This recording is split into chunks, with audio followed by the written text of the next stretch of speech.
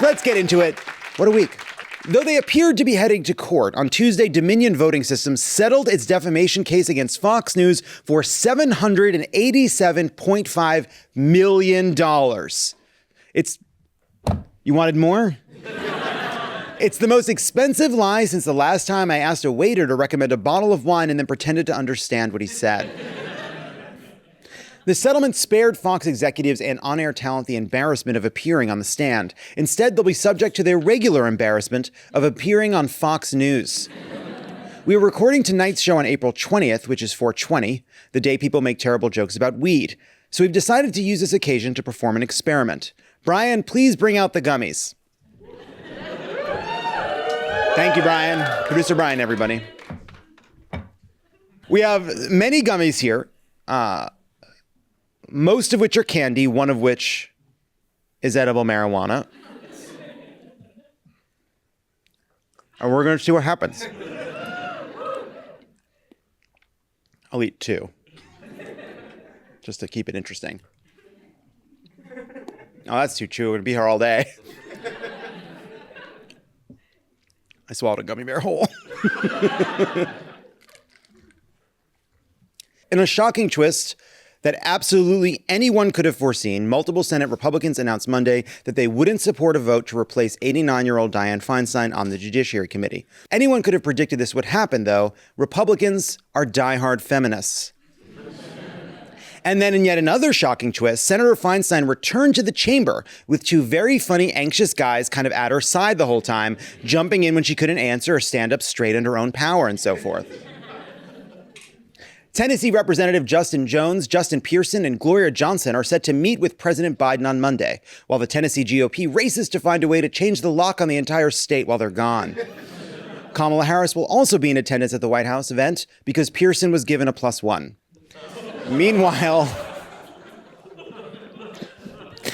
Meanwhile, abortion pills containing mifepristone remain available this week after the Supreme Court extended a stay until Friday. We are recording this Thursday night, and you are hearing this as early as Saturday morning, so you know better than us what happened. But in the meantime, we here at Love It or Leave It are urging people to stockpile. Treat mifepristone like Cadbury cream eggs and your me the day after Easter. I want to hear that pharmacist gasp out loud when you walk by with your shopping cart, just like he did when he saw all my Cadbury cream eggs the day after Easter. Speaking of Republicans, Stop the Steal organizer Ali Alexander has apologized after he was accused of asking teenage boys for dick pics. Alexander also announced he would be stepping down from the Stop the Steal and stepping into a new role, the 15th Dalai Lama. A recent poll by Morning Consult found that the least popular senator in the country is Mitch McConnell with a 64% disapproval rate, while the most popular senator with a 65% approval rating is friend of the pod and Hawaii's own Brian Schatz.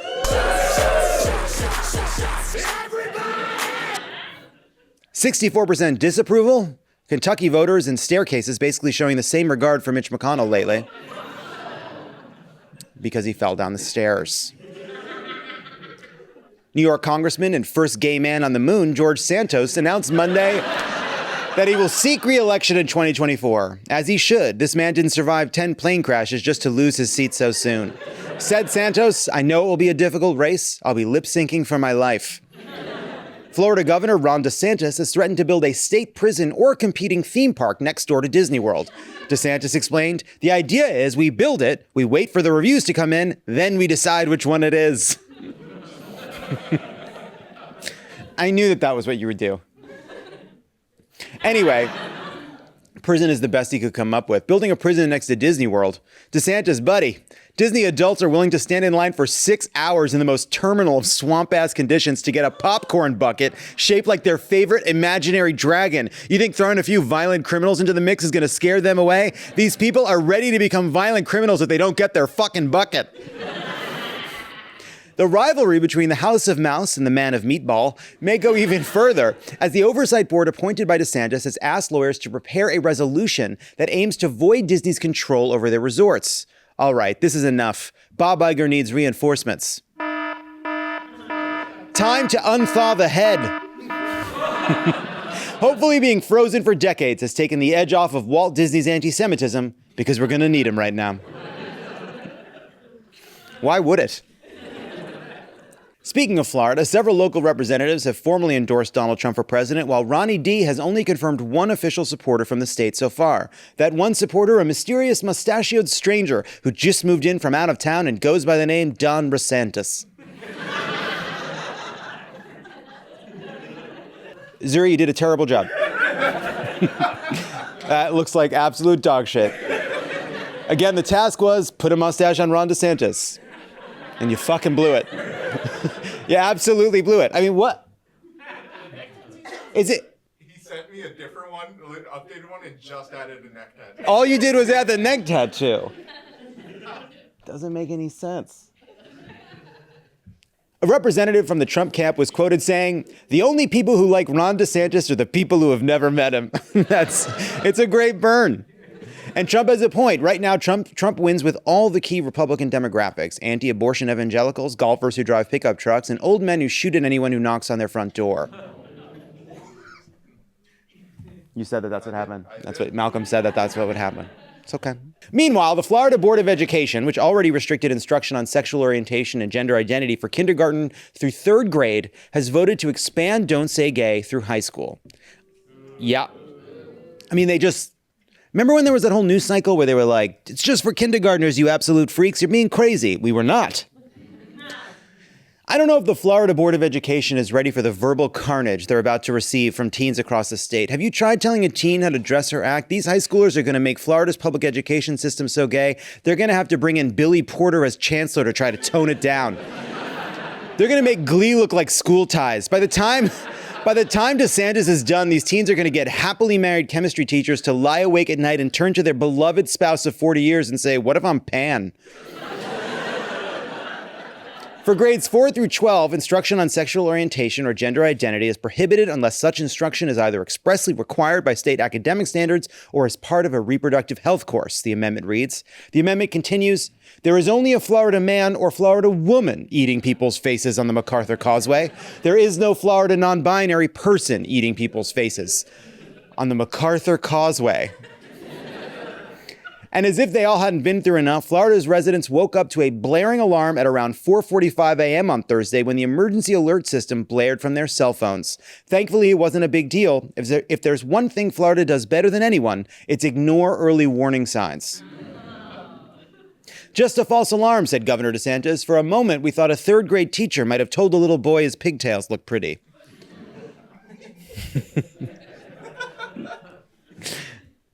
A county commissioner in Oklahoma resigned after he was recorded making racist comments and death threats against journalists.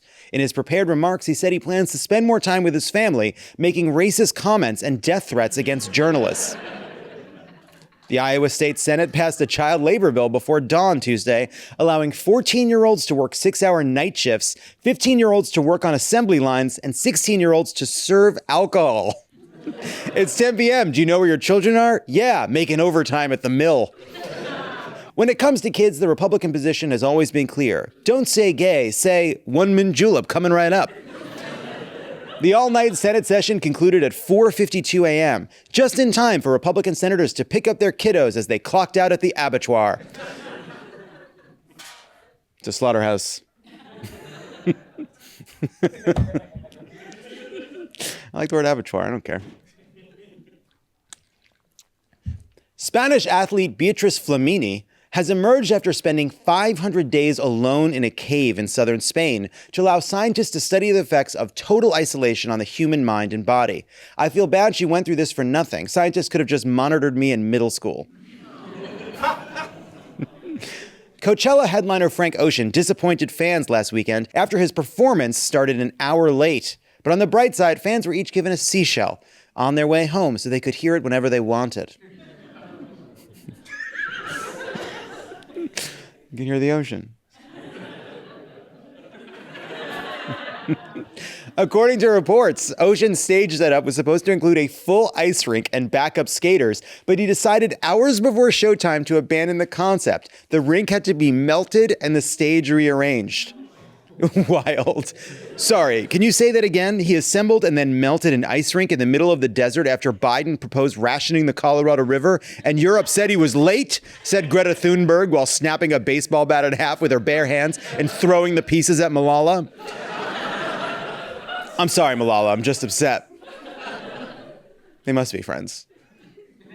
And finally, a toddler was retrieved from the White House lawn after slipping through the bars of a 13-foot tall security fence. The baby was unharmed and is resting comfortably in a D.C. jail.